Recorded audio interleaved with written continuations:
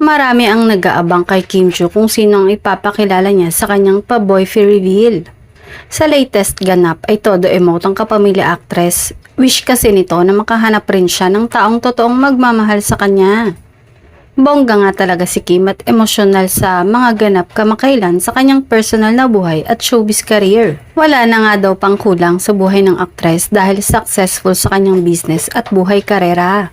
Sadyang buhay pag-ibig na lang ang hiling sa kanya ng mga malalapit na kaibigan lalo na ng mga fans. Hirit tuloy sa kanya ay mag-boyfriend reveal na ito dahil suportado naman ng Showtime lalo na ng Kim Pao fans kung aaminin na sa relasyon nila ng aktor na si Paolo.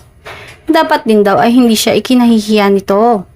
Samantala, masaya raw naman siya ngayon dahil nagagawa naman niyang gawin ang mga bagay na nagpapaligaya sa kanya on her own. Pero hirit pa ng mga Kim Pao fans. Hindi na on her own dahil obvious na kasama niya sa lahat ng ganap ang aktor na si Paolo Avellino.